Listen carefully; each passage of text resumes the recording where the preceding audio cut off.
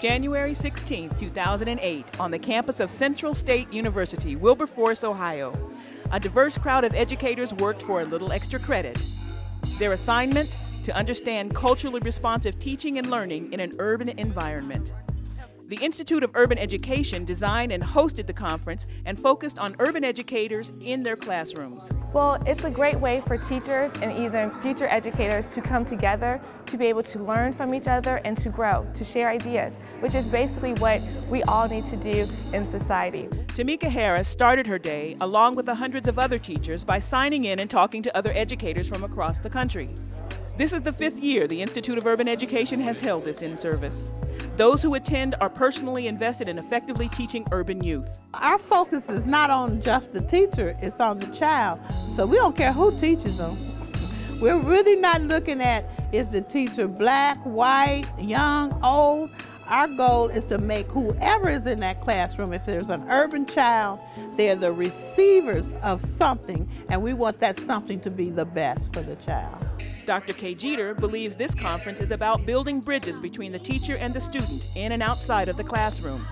She says, there's no better place to arm yourself with knowledge than right here at Central State University. If we can bring them on our campus and say, these are the characteristics of our students, and here are 25 different ways that you can deal with that child that doesn't want to sit in your classroom and just listen to you lecture. That means we've accomplished quite a bit in our role here at Central. Central State University President John Garland sets the tone and focuses attention on areas of crucial concern for teaching professionals. Now, even more importantly, we have to pay attention to cultural, ethnic, religious, language differences that students are bringing into the classroom. And for that reason, I really want to welcome you to the conference and to Central State University. Like the seed a farmer sows, the growth of this conference has been enormous over the years. It started with 35 people. Today, you're looking at more than 725 highly motivated teachers and teachers in training who want to make a positive difference in the life of a child. We have obviously struck a nerve, not only just for Ohio, but we had people from other states and also from other countries that came just to hear this subject. So it is something that people are hungry for, and they're looking for people who will get it right. One person many believe is getting it right is Dr. Jawanza Kunjufu. He's the main speaker for the conference and someone teachers want to hear. Dr. Kunjufu's credentials speak for themselves. He's a renowned scholar and author who is the president of the Chicago-based communications firm African American Images Incorporated. He's also the co-author of the Afrocentric multicultural curriculum SETCLAY, meaning self-esteem through culture leads to academic excellence. Dr. Kunjufu left a lasting impression on our educators who are looking for tools to motivate black youth. Erin Trigg, a teacher candidate from Nazarene University, says she heard something that resonated with her, and it's something she could utilize in the classroom. It was about the Rule 110, about giving like your all with your students and having them give their all to you.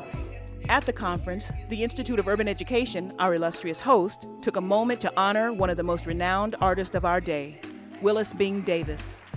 In addition to his art career, Davis was a professor and director of the art department at Central State University for 20 years. My mother is 100 years of age and still lives on the same piece of land that she brought me and the family to from Greer, South Carolina in 1937. And with that 3rd grade education, she told me I could be anything that I wanted to be. And then she told me that when you get there, you'll know where you can't reach back and help somebody else. And so my 46 years of teaching all came from that inspiration. Conversation lasted all through lunch as conference attendees were entertained by the Cedarville University Jazz Ensemble. Moving from lunch to the breakout sessions, it's here where teachers were tutored on a number of different subjects. Topics included creating the positive classroom, teaching math to non-believing students, culturally relevant writing, understanding multiple intelligence, learning about other cultures, and finally, teaching African American males. And no matter who's in your class, one presenter believes black kids sense fear in a teacher as soon as they step inside the classroom. Oh no, you have to step in with confidence. Didn't nobody take my exams in education? 3 a.m. writing papers that I didn't want to. You have to find a sense of urgency that I know this material, and how dare you challenge me on it. And they sit down and pay attention. Central State senior Brian Dickens is paying attention. Something he's heard has resonated with him. It's interesting because there's a theory, it's called the zone of proximal development, which says that if I'm teaching below the student zone, obviously the student's gonna be bored. But if I'm teaching above the student's zone, the student's gonna feel that he or she is being challenged. And I have to learn how to be right into that zone with the student. Patsy Cantor is adding the ways teachers can help students zone in on higher grades in math. She made her way to Wilberforce, Ohio from New Orleans, Louisiana, bringing with her a math-based tool she developed in her quest for high achievement. Cantor believes she has the formula to make a B into an A. I know that products need to be highly visual. They have to appeal to both sides of the brain. They have to be highly verbal. They have to involve children. They have to provide cooperative learning, and that is what I was sharing with the teachers today. Cantor says urban education is a special niche, one that could be highly rewarding once teachers know how to influence inner city youth. I think the urban child and urban education is a tough nut to crack, and we need strong leaders and speakers who can help us do that. The breakout sessions seem to be a hit with everyone. Well, I like that the breakout sessions were small enough where you can have a question and answer period with the presenters, and it was more personable. Elementary school principal Tyrone Nadir says he's got some tips on a project he's already working on in his school.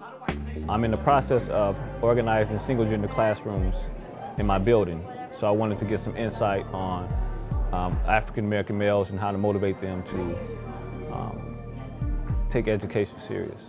Shirley Jackson echoes the same sentiment for her black male students in Clarksville, Tennessee. The stereotypical things that are going on in society, I know our boys have a lot more to offer. So I'm just trying to figure out another way to tap into that. Presenter Ondine Rary is tapping into the daily life of an urban teacher by producing 2 documentaries. Rary says her films are a reality check for those looking to teach in an age where standardized testing and the No Child Left Behind Act has dominated the classroom setting. Teachers are actually in a really difficult position where they're sort of caught between, what they feel their kids need and what they're being asked to do. At 4:30 in the afternoon, the day wasn't finished. Teachers made their way northeast to Cedarville University. The audience was again treated to speakers, some using song, to further their ministry to the masses. Dr. Kezia McNeil from Georgia State University was just that person. The sparrow, and I know he watches me. Dr. McNeil was educated in both majority white and black schools and shares her insight on today's urban student. It's not just a black and white issue. Just understanding this is how black people learn, and if you're going to be dealing with them, this is how they learn, because it's not monolithic. It's not just one way. I am so proud of Central State and what they are doing and taking this initiative, that people are coming to this campus. I'm especially proud, again, because it is a minority university that is extending its hands to the majority. Kids and what they need does not have a color. It does not have anything but open minds that are ready and need to be fostered and cared for. After a full and meaningful day of lessons learned and one more uplifting course, our educators were dismissed to go back to their schools and districts in their renewed awareness of culturally relevant teaching. I just think that Central has hit their niche, not only with this new building, but also with the idea that we can service other people. And that's what we're going to continue to do.